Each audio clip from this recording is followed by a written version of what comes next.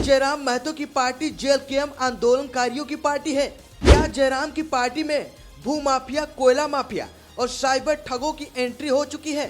Jail cam ने अभी तक 20 सीटों पर अपने उम्मीदवारों की सूची जारी की है। बचे हुए 61 सीटों में कितने प्रत्याशियों की सूची जारी होगी, आज या कल में साफ हो जाएगा। ऐसी चर्चा है कि जेल कैम झरिया विधानसभा सीट से मासद से चुनाव लड़ चुके रुस्तम अंसारी के बेटे सद्दाम अंसारी उर्फ बंटी अंसारी को मैदान में उतारने वाली है, क्योंकि बंटी अंसारी इन दिनों जयराम महतो के साथ लगातार दिखाई दे रहे हैं। झरिया विधानसभा सीट से तैयारियों में लगे हुए हैं। आधिकारिक तौर पर जेल कैम में भी शामिल हो चुके हैं। लेकिन असली सवाल अब शुरू होता है, क्योंकि बंटी अंसारी पर कई मामले दर्ज हैं। सबसे बड़ा आरोप साइबर ठगी का, वो भी इंटरनेशनल लेवल पर। ये हम नहीं, अलग अलग पेपर में छपे आर्टिकल कह रहे हैं। आपको स्क्रीन में साफ दिखाई दे रहा होगा, झरिया में बैठकर अमेरिका के लोगों को ठगने वाले साइबर फ्रॉड गिरोह का भंडाफोड़ 29 हिरासत में। इस आर्टिकल में लिखा है, रुस्तम का बेटा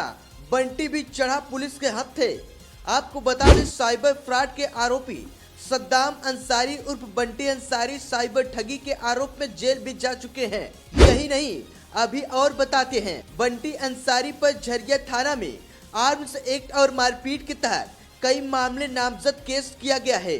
सबसे बड़ा सवाल, क्या जयराम महतो को बंटी अंसारी के बारे में जानकारी नहीं है, या किसी बोझ तले या भरे बैगों के नीचे दबे हुए हैं? जेल कैम पार्टी पर इन दिनों लगातार आरोप लग रहा है, झोला भर के आओ और टिकट पाओ। अब झोला में क्या लेकर जाना है, उसकी पुष्टि हम नहीं करते।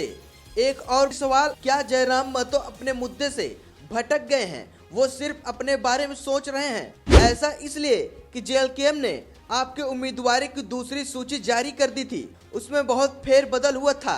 जैसे छात्र नेता मनोज यादव राजधनवार से आते हैं, वहां पर उन्होंने अपनी जमीन तैयार की, लेकिन टिकट राजदेश रतन को दे दिया गया और मनोज यादव को कोडरमा सीट थमा दिया गया।